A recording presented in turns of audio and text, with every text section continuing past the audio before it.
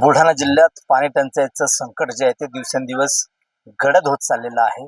सध्या पाऊस नाहीये, जून महिना अर्धा उलटलाय, मात्र बुलढाणा जिल्ह्यामध्ये भीषण पाणी टंचाईचा सामना जो आहे तो जिल्ह्यातील नागरिकांना करावा लागत आहे.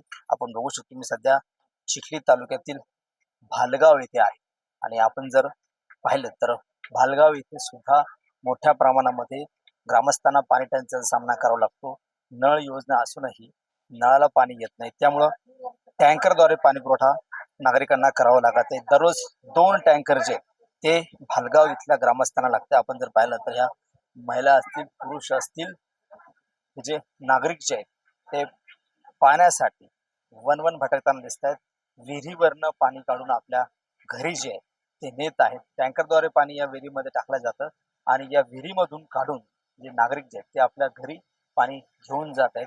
हेच पाणी वापरायचं आहे आणि हेच पाणी पिण्यासाठी सुद्धा नागरिक जे आहेत ते इथले वापरत आहेत. जिल्ह्यामध्ये जवळपास सध्या 7 तालुक्यामध्ये पाणी टंचाई आहे आणि 51 टँकरद्वारे हा पाणी पुरवठा सध्या सुरू आहे. एकंदरीत पाहिलं तर 7 तालुक्यामध्ये टँकर जे आहेत ते सध्या सुरू असल्यानं जवळपास 1.25 लाख नागरिकांची तहान जी या टँकरद्वारे भागवल्या जात आहे. जिल्ह्यामध्ये जे काही 51 प्रकल्प आहेत त्या 51 प्रकल्पामध्ये सुद्धा 22% जलसाठा शिल्लक आहे. सध्या पावसाळ्याचे दिवस जरी असले तरी मात्र पाऊस पडत नाहीये.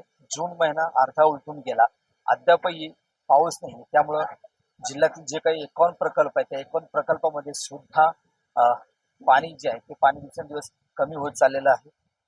उन्हाळ्यासारखं तापमान जे तापत असल्यामुळं बाष्पीभवन दिवसेंदिवस होत आहे आणि प्रकल्पातलं पाणी जे आहे ते पाणी दिवसेंदिवस कमी होत चाललेलं आहे. आपण जर पाहिलं तर सध्या 51 टँकरद्वारे जिल्ह्यामध्ये पाणी पुरवठा होते. ज्या गावामध्ये पाणी टंचाई निर्माण झाली त्या ठिकाणी टँकरद्वारे पाणी नागरिकांना पोहोचवत आहेत.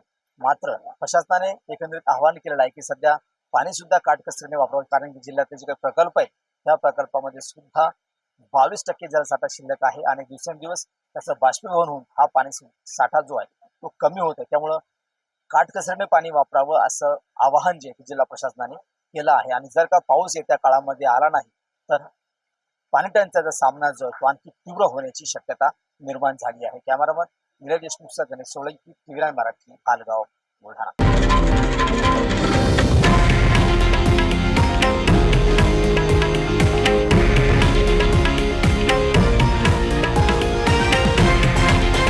हे आहे देशातील नंबर 1 न्यूज नेटवर्क आणि आपण पाहत आहात TV9 मराठी, एकमेव.